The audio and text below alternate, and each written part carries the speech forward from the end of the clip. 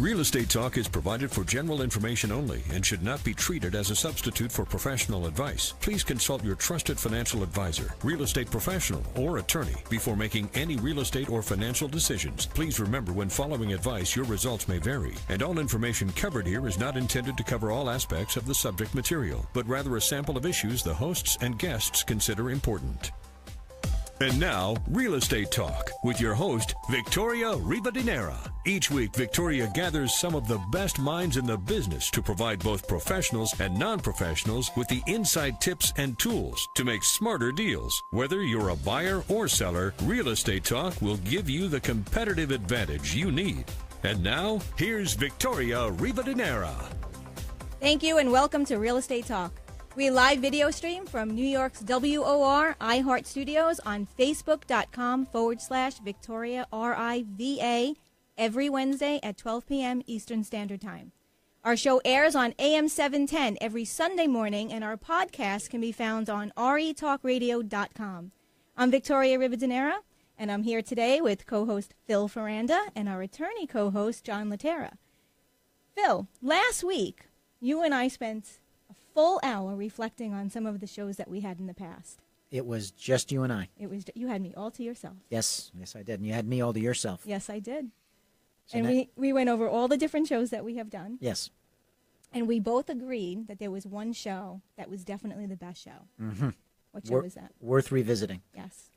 Agent Safety. That's correct. And we agreed on that because not only did we deliver really good content, but we also gave out some tips that could possibly save a life. Yeah, making a difference mm-hmm. is a thing. So we kept our word. We followed up.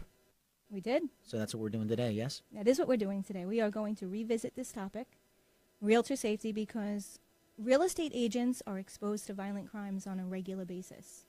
And I don't know if a lot of people realize the severity of that. Well, when your business model is to meet with random anonymous strangers alone at empty houses, that lends itself to risk. It sure does. So what we're going to do is we're going to look at how we can reshape the model and educate not just licensees, but also the public as to how to best buy and sell real estate in a smart way, which ends up being the safer way. So the funny thing is the outcome of a safer agent is also a better cared for consumer. Everybody wins. That is correct. Everybody wins. So absolutely. So, John, we have a very special guest today talking about realtor safety. And would you share that with us? Who's our guest? Absolutely. Well, today we have David Greenwald. David is a serial entrepreneur who has spent his entire career finding emerging technology companies and consultancies, running sales and strategy organizations, and leading companies to successful exits. David started his career when he co-founded Genius Technology Solutions. Genius was acquired by Micro Center 2 years later, and David went on to run businesses for FleetCor Technologies, Premier Global Services, and Marketo. After the Marketo acquisition, David started another IT consulting agency called GreenTech. After 3 years, GreenTech was acquired by Advanced Technology Consulting. After the GreenTech acquisition in 2014, David then went on to be one of the founding partners of Pindrop Security, running business development and strategic partnerships globally. During his time there, David built strategic partnerships with the likes of IBM, Pricewaterhouse, and Ernst & Young, and Telefonica, among others, to distribute Pindrop's fraud prevention technology around the globe. Upon exiting Pindrop, David joined TrustStamp, where he is currently VP of Business Development, charged with running enterprise sales and global channels. Thanks for being here, David. Thank you, guys. Wow, that's quite the intro. Very honored to be here. Thank you. You're a very impressive person. We're very glad that you're here. Thank you for making the trip up for us. Thank you, guys. Thank you. So, as Phil said, any job that deals with the public, particularly with strangers behind closed doors, definitely involves a certain level of risk. Sure. The majority of brokerages across the nation do not have a proactive procedure. That's pretty shocking, but true. Would you agree with that, Phil? It is not even something that's spoken about. Yeah. It is not even. So, yeah, having a safety policy that is implementable and actionable is sadly lagging. And it's not just brokerages, it's associations, it is the industry at large. It's a cultural issue. Yeah, and we all know that between 2008 and 2015, there's been over 200 realtor homicides. Wow. It's amazing, right? Yep. You didn't know that, John. I had no idea. Yeah, yeah. Wow. And that's just homicides. That's not even the violent crimes that go along with it and other things that haven't even been reported. So, Dave, you're not a realtor. I'm not. But you've taken notice to the seriousness of this matter. Absolutely. And you've introduced a solution to add an extra layer of protection to agents. Yep. Can you tell us about what Trust Stamp is doing and what the vision is for the company? Sure. So Trust Stamp's vision is to bring a new paradigm to identity and trust as a service. And so whether you're a person interacting socially or in a business setting, we give you a way to uniquely identify someone and know exactly who you're dealing with. And so what we found is that NAR's security survey showed that between 40 and 50,000 real estate professionals were either raped, harmed, or made unsafe in some way at some point in their career. And so what we're here to do is address that and give them a way to feel safe and secure while they're doing business. Wow. So I understand that you mentioned NAR. So I Yep. understand that you've partnered Yep. with NAR. Can you tell us a little bit more about this partnership? Because this is really where you want to target, because NAR really wants to push down some guidelines, Yep. and they really need as much information, as many tips as they possibly can have. So I'll turn it to you. Sure. So NAR has an accelerator program every year where they evaluate hundreds of companies to put through the accelerator, and these are specifically companies that benefit real estate professionals. So we were very fortunate in 2016 to be selected as a part of the REACH accelerator. And because of that, we developed a realtor safety tool with NAR. And subsequently, after the accelerator, NAR made an investment in the technology and in the company, and they are actually our largest institutional investor to date. We're very, very blessed by NAR, and they've been amazing mentors to help give us direction and guidance as we grow the business. I think in the years since we've lost Beverly Carter, who we'll get into a little bit later, there's been, I think, a sea change in how the industry has approached this. So while we still have plenty of work to do, at least at a national level, NAR, as we call it, and National Association of Realtors. Yep. Has gotten very proactive on working on the safety thing. And it is a thing. It is a big thing, because when you've got a membership of over 1 million people, Right. Getting thinking to change and the resistance that we have to change when people think, well, it's not going to happen to me, which is a problem. Exactly. It's a problem when your 16-year-old son or daughter thinks it won't happen to them, and it's a problem when a 50-something-year-old agent thinks it won't happen to them. So we all like to assume people are good and people are nice and everything like that. And by and large, the overwhelming majority of people call an agent with the best of intentions because they want to live in a home. But to NAR's credit, they have gotten to work proactively on a realtor safety program, educational courses, apps, which we're going to get into. Yep. And I'd like to hear more about the technological side that you guys are working on. Sure. So really what we've done is we've created a Trust Stamp safety tool that realtors can use so that when a stranger contacts you to either show them a home or wanting to sell their home, you can do one of two things. You can invite them into your office and create their client profile there, or you can send them a link via SMS or via the web, and you can sponsor them for a VIP registration. And so what this... And I'm just going to stop you there for a Sure. minute, because what you just said is so important, because Sure. and you know this as a broker, Mm-hmm. when a client calls and they say they want to see a house, trying to get them to the office is Impossible. almost an impossibility. Yep. Yes. And that is our own doing, because if you try and buy a $500 used car, they will get your driver's license with no trouble and no questions asked, because they understand it's an insurance thing and you're not going to drive off the lot in their property without properly identifying your licensure and your identity. Sure. We ought to be able to do the same thing with a $500,000 piece of property. Yep.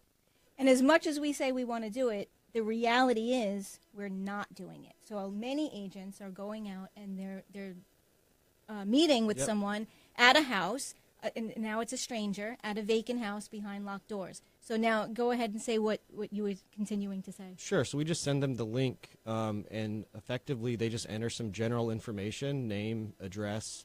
They link one of their social media accounts, and they take what feels like to them is a selfie and a picture of their government-issued ID. And so what we do is we also mine background checks and sexual offenders registry checks, and we output a trustworthiness score. So either red, amber, or green. The red score means that there is a public data conflict. The amber score means that there are some minor inconsistencies, and green means that everything checks out. And so that prospect or that stranger owns that score, and they can choose to send that back to the realtor that they're working with. So they get to see it. Yeah, they own it. So I'm somebody who's calling a realtor. Yep. The realtor says, okay, I will meet you at the property, but I'm going to send you this. Yep. This is what you need to do. Exactly. I do that. Yep.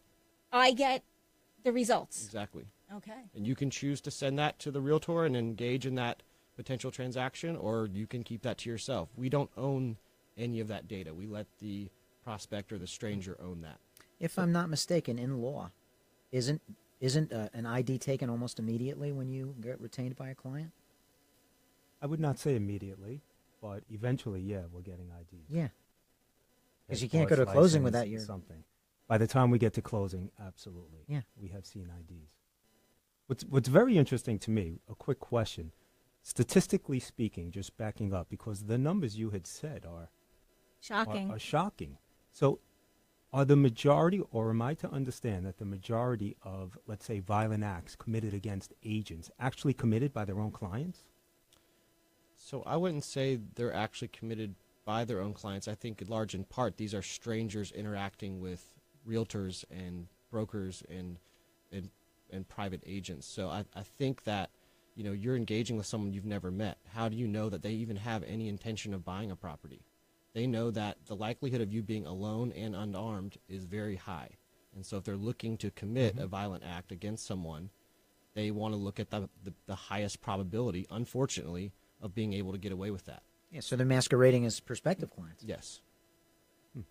So not to find holes in it, I'm just trying to Sure. understand it. If an agent was doing it, and maybe you can answer this, if an agent's doing an open house, obviously the public, it's still open to the general public, and Yep. there's still the risk with respect to the actual open house. Yes. The most common places that cause concern for realtors: open houses, vacant houses, model homes, and properties in remote areas. So one of the Well, I things that... figured it was open. Carl is up. Carl is up. Okay, so one of the things that has changed in our market in Westchester County, we're seeing more and more open houses where the agent is not alone. There's several agents. There's a home inspector. There's a banker there, pre-qualifying people for free or whatever, just so that the cowards who do this stuff go for low-hanging fruit. So Sure. if they see that you're not alone, they're going to just turn around and go away. They're going to go for the low-hanging fruit. They're cowards. This is how these people are. So having a couple of agents partnering up, having a banker there, having a team of professionals there, they just go away. They go to the next one. So we can't make everything bulletproof, airtight, but we can. But let's talk about that for a minute, Sure. because criminals can go shopping for their victims on social media. Yep. And agents are constantly putting up selfies, putting up a picture of the vacant house. I'm here alone. Come visit me. I'm at this secluded area. Great house. Stop by 123 Main Street.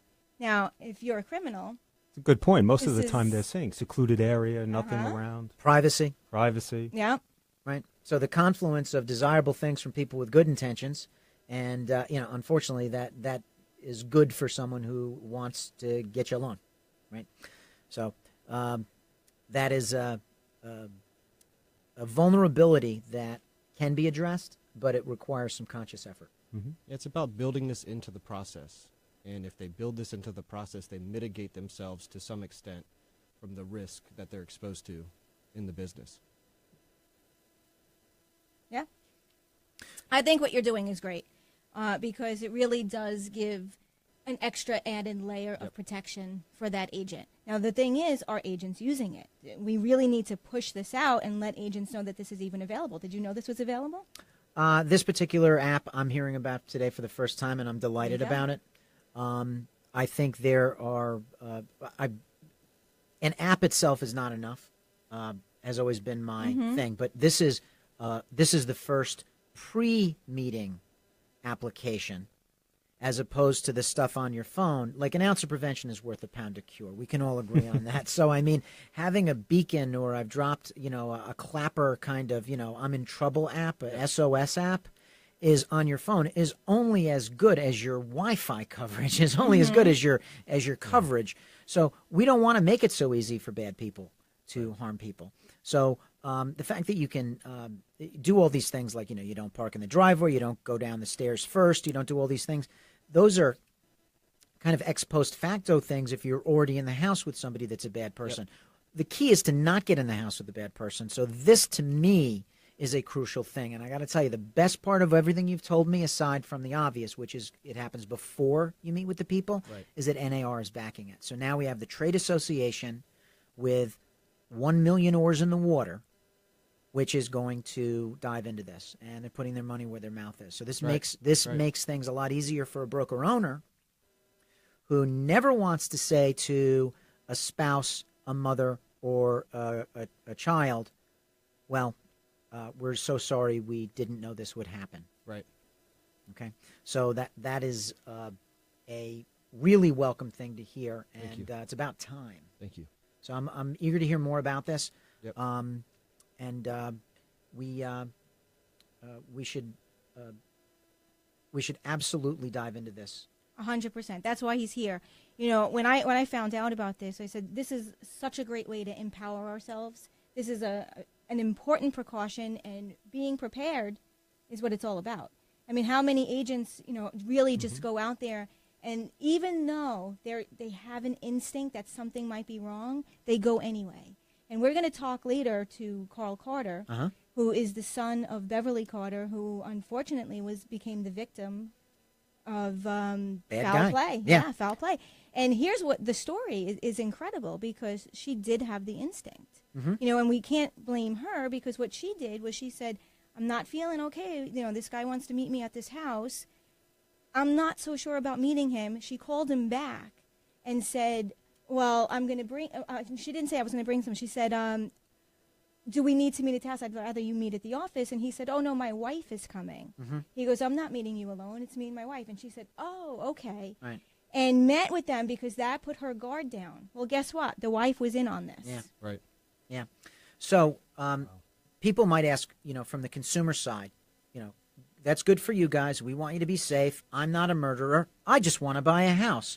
How's this going to help me as a consumer? Well, I'll tell you, just from a strictly, handling inquiries from the consumer's point of view, one of the frustrations that consumers have in the home buying process is, you're on a website, you're on one of these broker websites, you're searching for homes, you see a house you like, you inquire about it, and you don't hear back from the agent. And that's frustrating. So you keep trying to find an agent who will return your phone call. And with something where, this sort of trust stamp kind of thing, if I'm an agent and I have, here's my credentials beamed to me, right, I am more likely to get back to the agent, get back to the consumer rather, because now I almost have the first step in pre-qualification down. That's exactly right. And it's another nudge. And it's not always the agent's fault. Sometimes the agent is, running around in the bottom of a basement trying to figure out how to get an oil tank fixed, right? Sure. And they don't even know their phone is ringing. They don't have cell coverage. They're out in the prairie, or they call back and the call gets dropped. There's it's never just the agent's fault 100%. But this is the sort of thing that is good for the consumer from that point of view. Absolutely. Okay, so I have to stop everyone, because we have Carl Carter on the line, but when we come back, we're going to talk to him. I sort of kind of told the story, but I'm sure he will tell it much better. He, again, is the son of Beverly Carter, the realtor that was senselessly murdered in Arkansas. And what Carl has done after experiencing such a horrific tragedy is absolutely remarkable. Yes. I'm Victoria Rivadeneira. I'm here with Phil Ferranda and Joe Laterra, and we are talking to Dave Greenwald from Trust Stamp about Realtor Safety. And you are listening to Real Estate Talk from New York's WOR-iHeart Studios. Hi, this is Tom Marinero, the president of Residential Home Funding, a top East Coast mortgage company. Now is the time to buy a home before interest rates go up. Lock in with a low rate today, or turn your current home into an asset by cashing in on its equity. Why rent when you can own? Why not get cash out of your home now? So call me right now at 1-800-636-LEND. And as a bonus, if you call me right now, I will waive all of my lender fees. That's right, zero lender fees, saving you thousands of dollars. This offer is for purchasing or refinancing a home. Call me and learn more at 1-800-636-LEND. Residential funding is part of the New York and New Jersey Departments of Banking and Insurance. Our NMLS number is 36152. The number once again is 1-800-636-LEND. That's 1-800-636-LEND. This is Paul Oster, the nation's credit repairman, and I want to help you improve your credit. As the CEO of Better Qualified, I've helped thousands of people over the past 10 years. I'm the credit expert for Fox Business News and all the major networks. I'm a certified FICO Pro that uses the consumer laws to help delete negative information off of credit reports. We have a debt elimination program that focuses on the laws surrounding collections, judgments, and charge-offs. You could be entitled to up to $1,000 per violation. Call now for your free credit consultation. 888-533-8138. That number again, 888-533-8138, or visit us on the web at betterqualified.com. Every loan has a story, a family, and a dream that fuels it. My name is Jacqueline Sendra, mortgage loan originator number 39117, specializing in first-time homebuyer financing and an array of mortgage products. We recognize the importance of competitive rates and a custom-tailored mortgage loan to suit your needs.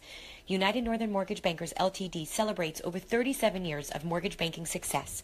Allow us to help you achieve your dream of home ownership by reaching out to me today at 631-478-2706. Again, 631-478-2706. United Northern Mortgage Lenders Ltd. NMLS number 7230 is an equal housing lender and a licensed mortgage banker located at 3601 Hempstead Turnpike, Suite 300, Levittown, New York 11756, New York State Department of Financial Services. For more real estate talk, download our free podcast at retalkradio.com. Now back to Victoria Rivadeneira. And we're back. I'm Victoria Rivadeneira, and you're listening to Real Estate Talk from New York's WOR-iHeart Studios. If you're just joining us, you can listen to our entire show by going to retalkradio.com and listening to our podcast, or watch the live stream on facebook.com/Victoria RIVA. As we went to break, we talked about Carl Carter being on the phone. Carl, are you with us? Yeah. Welcome, Carl. Good to talk to you. It's good to talk to you guys. The show's great so far. Thank you. I started to tell your mom's story, and I know I probably did it no justice, so I'd like for you to go through it again, if that's okay. Oh, absolutely. And I'm honored to be with you all. If you will indulge me just a moment, when I talk about my mom, I always love to let everyone know what a precious, hardworking lady she was.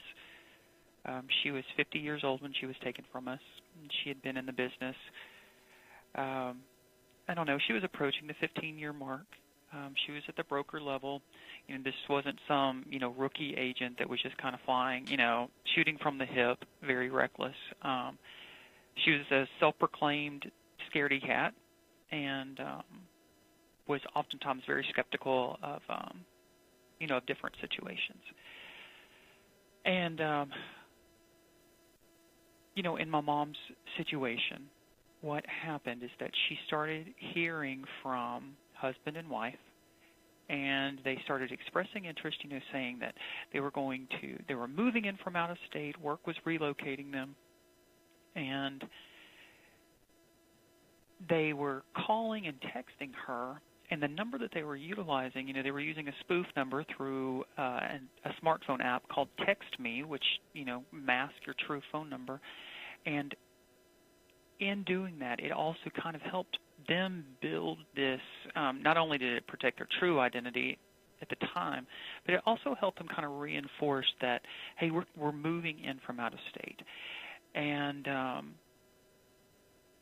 I think in this day and age, it's really making more and more sense because we see things like telemarketers calling us from local numbers. So, these out-of-state call centers are tricking us into thinking they're right down the road.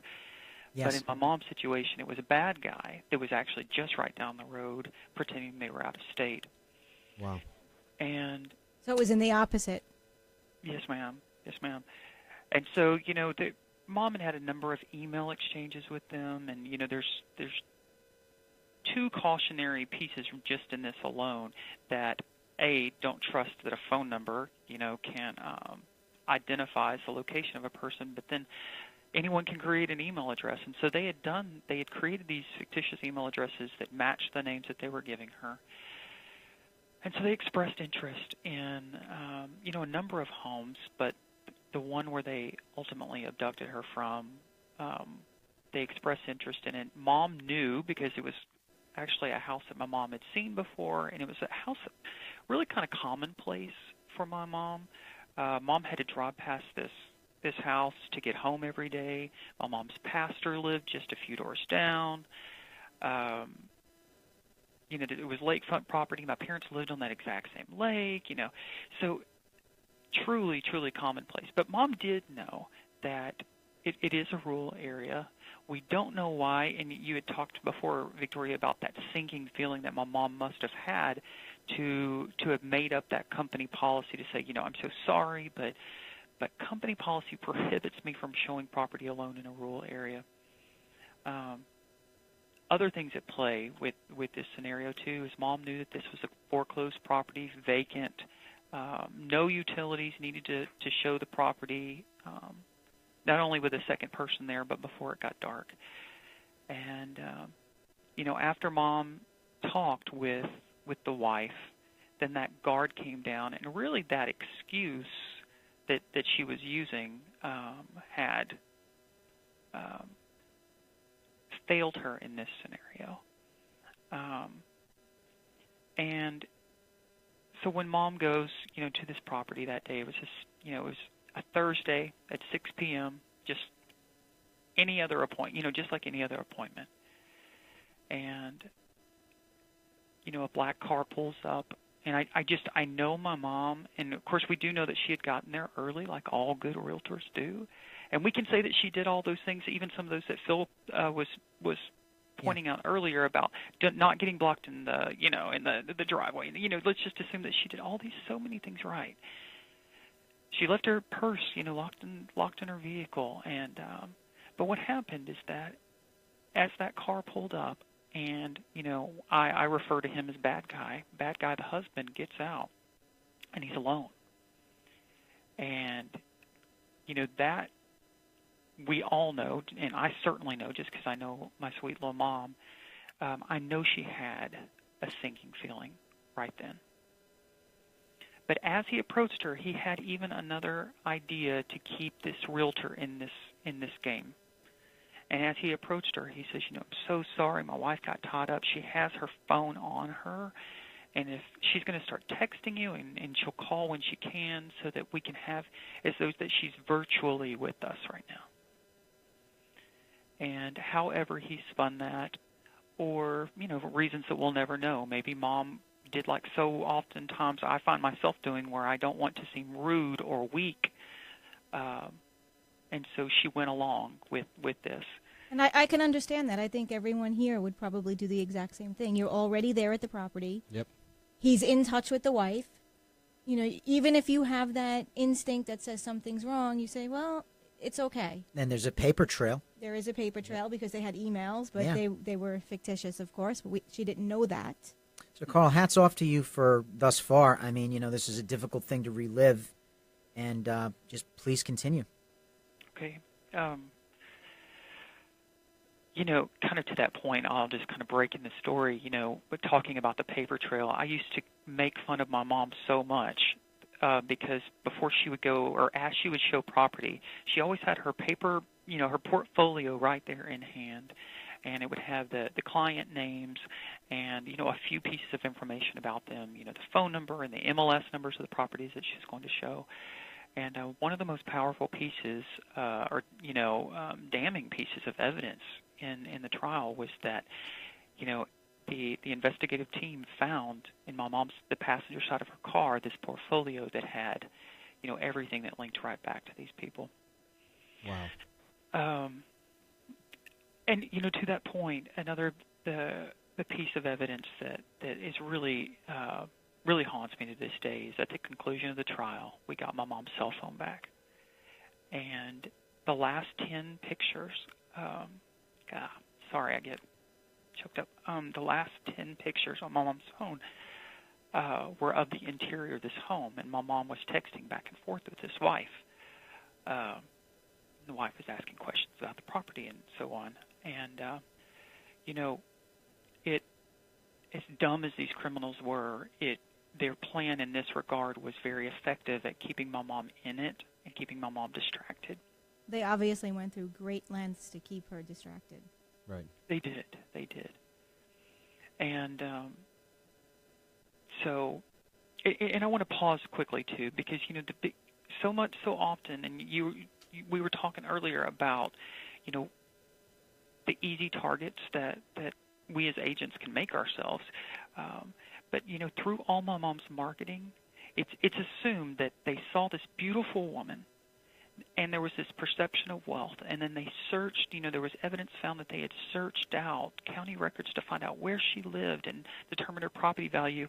And, they built this entire scenario that this woman was just an easy way to get cash. So this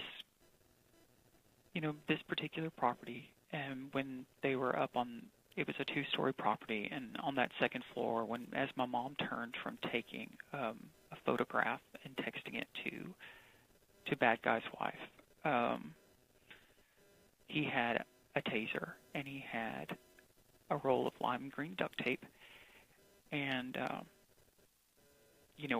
it's at that point, if your processes as an agent have led you to that point, it's game over. And there's no, and just to put it frankly, and I hate to keep referencing the things you've already talked about on today's call, but these reactive things, a panic button wouldn't have done my mom any good. Right. Mm-hmm. Exactly. And holding her phone, she had her phone in her hand, and a lot of agents will say, "Well, I have my phone in my hand. If anything happens, I have access to that." That was not the case, because right. once that taser is used, she lost the ability to use that phone. Right. And and I know it's a controversial subject, so I'll say this quickly and move on. But I have a lot of agents as I travel and train that discount so many of the things that we're trying to instill in them for how to be safer because they have a firearm.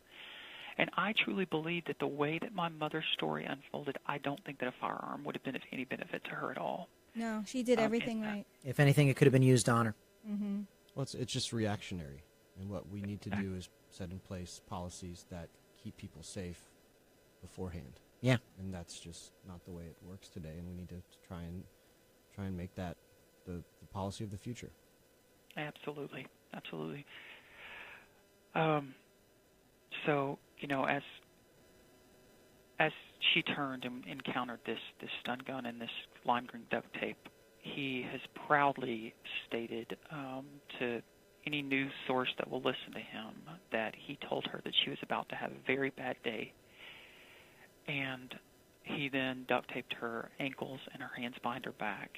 He wrapped duct tape entirely around her head, around her mouth, and also over her eyes. And then he went outside and he got in his car and he backed his car up to the front of this house. He opened the trunk. And, we know all these types of details because, a neighbor, when later questioned by the investigators, he said, "Well, yeah, I saw the black car. I saw this guy. I saw him back up and open up the trunk." And, it's not necessarily agent safety, but, I encourage everyone as I tell this part of the story, it's like if you see something, please say something. Yeah. There's no reason for someone to be backing up a car and opening up a trunk at a property like this. But he put my sweet, sweet mom in the trunk of that car. And, the only thing that we know from this story, from her fighting, was that evidence was found. There were strands of her hair found in the trunk, but also there was a cone-shaped piece of duct tape that what had been previously, wrapped around her wrist.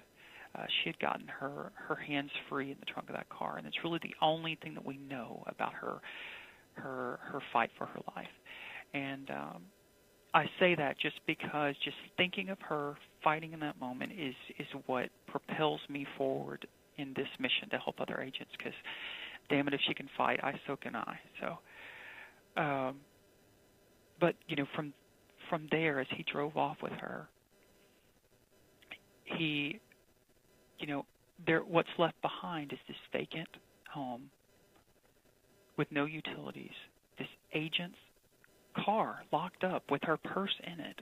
He, in his haste to kidnap her, he didn't think that he was about his need for her purse, and that was really their whole plan. They were going to utilize the credit cards and the debit cards and have my dad continue to push money to all these accounts, and they would hold her for ransom until they drained the family of money.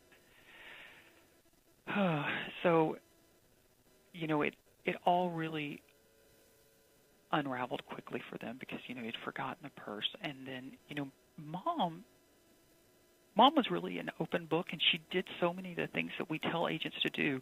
Tell your coworkers what you have going on. Tell your broker, tell your spouse or your buddy. And so my dad knew when Mom left the office that day, she was going to show property, this house specifically, then she was going to pick up dinner and be home. So when she went missing, or when she didn't make it home whenever he thought she should, and then he calls and then there's no response, he knew exactly where to go. And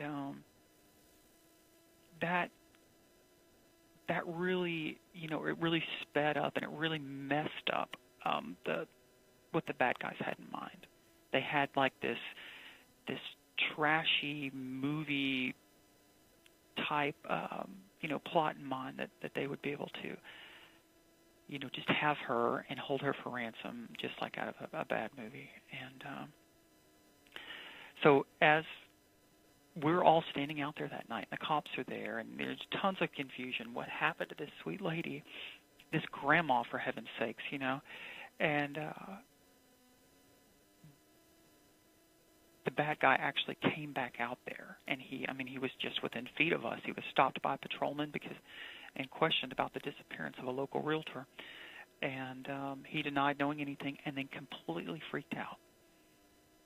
And which is what I've seen with so many of the, crimes that or victims of crimes that I've spoken to, is that these bad guys, they don't even consider the consequence of their action. They don't. And clearly, yeah. And so, when they do see those blue lights, they do just the craziest of things. And so that's when they decided that they needed to end my mother's life. And but I'll tell you, it took us, or I should say us, the investigators, several days. My mom was missing from an appointment on the 25th, and her body was recovered early hours of September 30th. And during that time, if I may just say, the beauty of the industry in which we work was on such display. And I saw so many agents, regardless of the brokerage that they worked for, coming together and trying to do anything that they could to find her. Yeah. Investigators were ultimately able to piece things together. We were fortunate in that the bad guys, that Text Me app is based in the United States, and therefore our telephone carrier was able to trace those. The investigators told us that most oftentimes these are not U.S.-based companies, and it would have been impossible to go back and determine, who's the real sender of this message. Stroke of luck, at least for justice. And I think we need to ask you to hold right there. Carl, we're going to Yes, up against the break. When we come back, we're going to have the conclusion of this story. And the aftermath, which is really the good part for all of us. Yes, and all the amazing things that you're doing. I'm Victoria Rivadeneira. I'm here with Phil Ferranza and John Laterra, and we are talking to David Greenwald from Trust Stamp, and we have Carl Carter Jr. on the phone right now with us, and we'll be back shortly. You are listening to Real Estate Talk from New York's WOR-iHeart Studios. Every loan has a story, a family, and a dream that fuels it. My name is Jacqueline Sendra, mortgage loan originator number 39117, specializing in first-time homebuyer financing and an array of mortgage products. We recognize the importance of competitive rates and a custom-tailored mortgage loan to suit your needs. United Northern Mortgage Bankers Ltd. celebrates over 37 years of mortgage banking success. Allow us to help you achieve your dream of homeownership by reaching out to me today at 631-478-2706. Again, 631-478-2706. United Northern Mortgage Lenders Ltd. NMLS number 7230 is an equal housing lender and a licensed mortgage banker located at 3601 Hempstead Turnpike, Suite 300, Levittown, New York 11756, New York State Department of Financial Services. This is Paul Oster, the nation's credit repairman, and I want to help you improve your credit. As the CEO of Better Qualified, I've helped thousands of people over the past 10 years. I'm the credit expert for Fox Business News and all the major networks. I'm a certified FICO Pro that uses the consumer laws to help delete negative information off of credit reports. We have a debt elimination program that focuses on the laws surrounding collections, judgments, and charge-offs. You could be entitled to up to $1,000 per violation. Call now for your free credit consultation. 888-533-8138.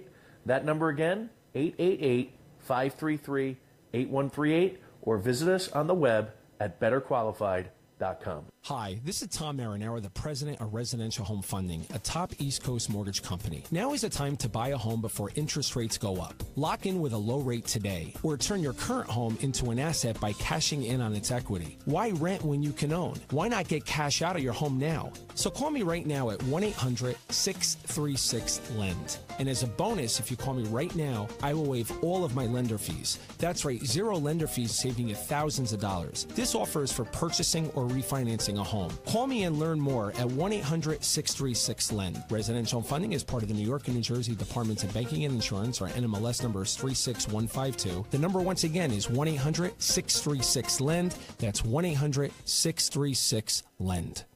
RETalkRadio.com is your portal for cutting-edge information to give you an advantage in the competitive real estate market.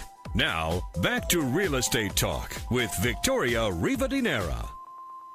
And we're back, and you're listening to Real Estate Talk from New York's WOR-iHeart Studios. If you're just joining us, you can listen to the entire show by going to RETalkRadio.com, or you can watch the live stream on Facebook.com/Victoria RIVA.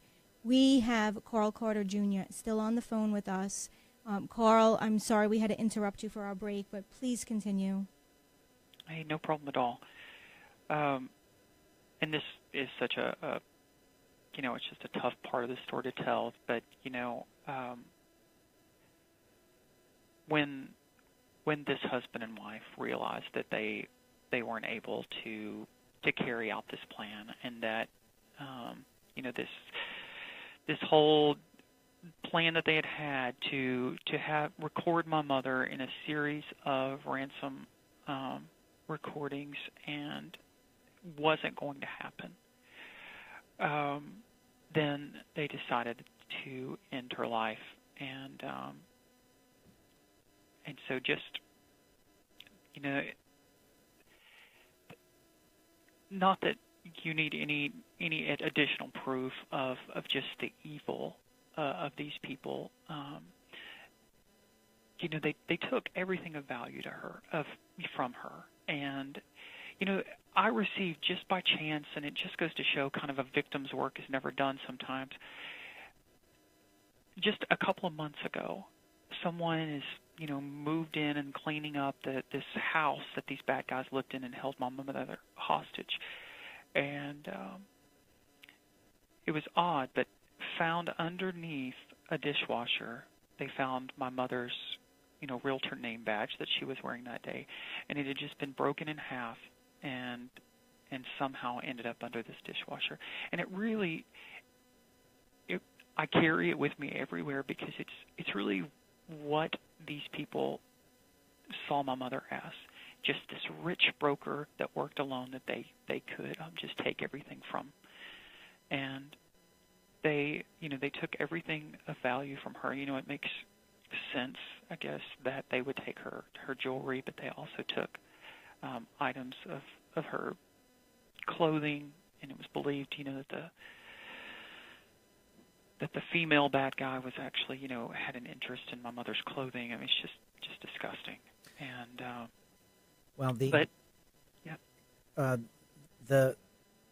the name tag under the dishwasher it just speaks to the panic and the disarray of these people's minds. They did not.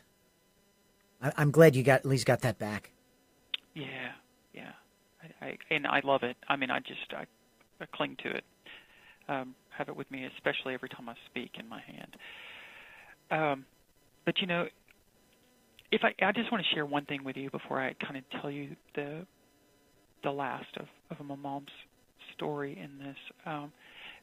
Only one ransom recording was recorded, was made, and it's my mom speaking to my dad, and my dad's name's also Carl. And in verbatim, she said, "Carl, it's Beverly. I just want to let you know I'm okay. I haven't been hurt. Just do what he says, and please don't call the police. If you call the police, it could be bad. And the most important part, just want you to know that I love you very much."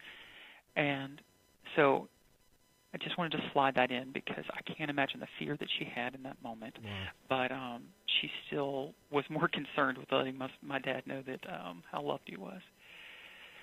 But 5 days after my mother went missing, her body was found in a shallow grave at a concrete plant.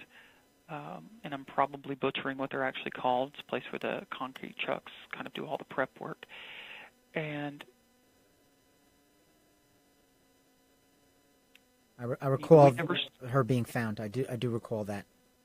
And so we're thankful that her her body was found, and we had at least that closure. We did go to trial last year, and the wife took a plea deal in exchange for her truthful testimony and the conviction of her husband. So she got 30 years, and she'll be up for parole in about 20 years from now, and I will be there to remind the court of my sweet mom. And the husband got 2 life sentences without parole, one for capital murder and the other for kidnapping. And if you will all keep our family in mind, we should hear, hopefully tomorrow morning at 9 a.m., a decision from the Arkansas Supreme Court on if that guy will be allowed another trial. So fingers crossed we don't have to go through that. So, Carl, you have created a foundation in your mother's name. Can you tell us about that? Yes, and I'll go as quickly as I can to tell you what. In the aftermath of what happened to my mom, I found it quite therapeutic to tell her, to be the voice that that she no longer has, to really to tell her story and to utilize it to help other people. And through that, I never knew where it might lead, or different people would say, well, you should create a nonprofit. And I was like, well, I don't know. Just because something tragic happens, of course, doesn't mean that we need a nonprofit for it. But as I traveled and I spoke to realtors, what would happen, and my guess is because I was sharing such a personal, emotional story, there were a number of people all across the country that found that they found me trustworthy. And so they would come up to me at the conclusion of these sessions, and they would say, Carl, I was victimized, and here's how. And they lay this story at my feet, and whether maybe it's something like someone stole something from me while I was doing a showing, or I was being stalked or harassed, or some it's upsetting how many stories I've heard from sweet women on these perpetrators that have done perverted type things to them. I think that galvanized your efforts, because when I met you this past year, I think it was January in New York City, you spoke at an industry conference at Inman, and you were in the beginning stages, or perhaps the final stages of organizing the Beverly Carter Foundation.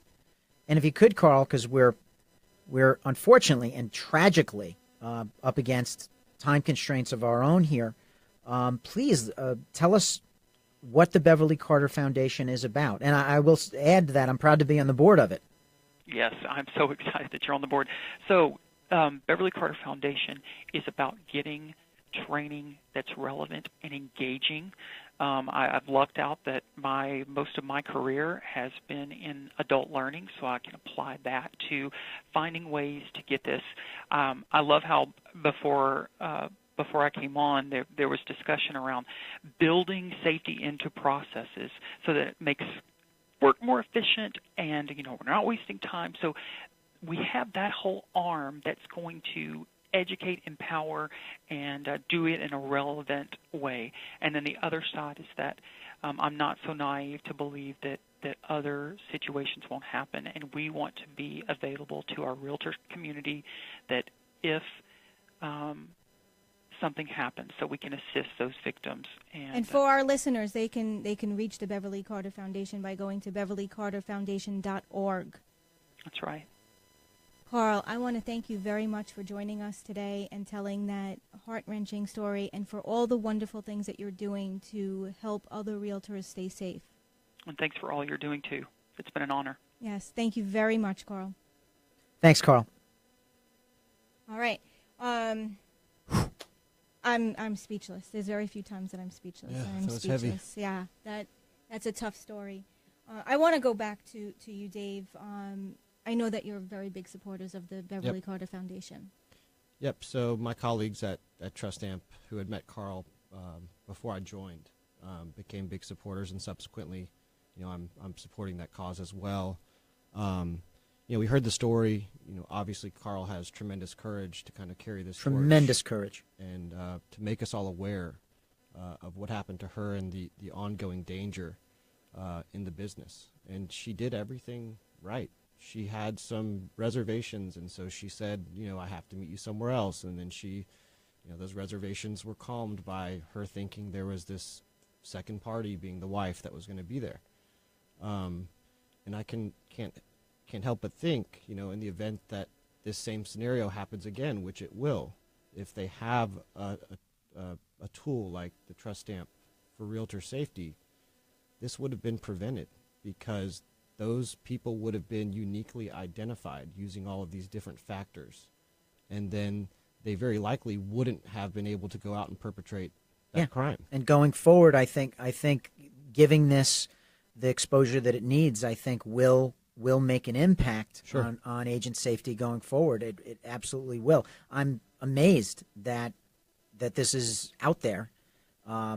Said that before. I'm really encouraged. But here's the interesting thing, though. Sure. All you have to do is take a selfie. Is that right? Yeah. So, all you do is you take a selfie, you take a picture of your photo ID, and you link a social media account. And it takes less than 4 minutes, and it literally costs agents less than a cup of coffee.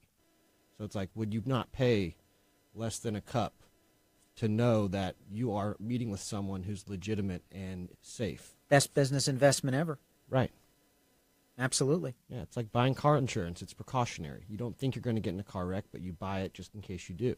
Are you doing other searches besides the social media? Yeah, we search stuff? over 200 different sites, including social media, to scrape the internet for relevant topics or relevant attributes associated with that identity to either challenge or verify that identity.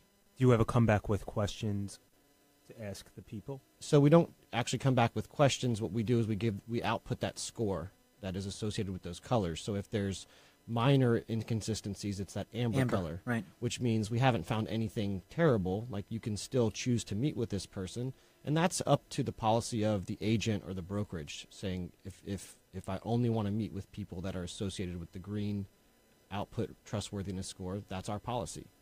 If we want to add precautionary measures when it's yellow, that's our policy. If it's red, we would say absolutely do not meet with this individual. There is a public data conflict, and that's just a very polite way of saying there is a red flag with this person. Speaking of yellow, do we know if bad guy in the Beverly Carter situation had a criminal record? I am not familiar. Yeah. I don't know. Yeah. That would be interesting to find out.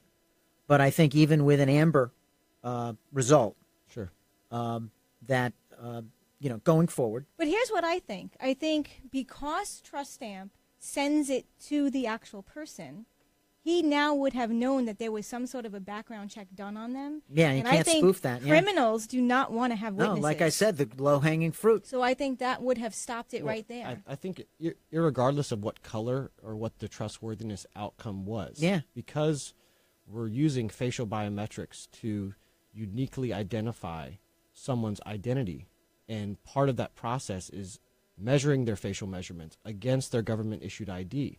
You basically just gave up who you are. Yeah. So these criminals wouldn't have felt comfortable moving forward and perpetrating this crime if the agent showing the home or the request we had that tool. Had that tool. All right, we're almost out of time here, so we're going to have to close. But I just have one quick question for Sure. you. I'm just curious about the pushback that you are getting. You must be getting some sort of pushback for the data that you're storing. Yeah, so we became aware of pushback through the REACH program, and so TrustStamp intentionally only stores essential information like the login credentials.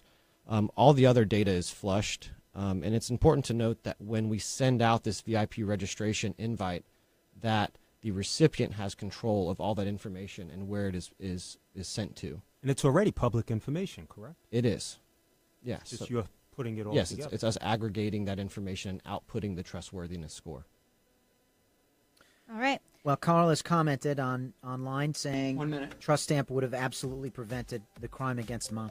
Well, Dave, I want to thank you very much for being with us today. I'm Victoria Rivadeneira, and Real Estate Talk is heard every Sunday at 5 a.m. on New York's AM 710 WOR. It is also live streamed on 710WOR.com. You can listen at your convenience by going to our podcast at retalkradio.com, where you can get information on our show, our hosts, our topics. Please remember to like us on Facebook. Until next time, I'm Victoria Rivadeneira, and thank you for listening to Real Estate Talk.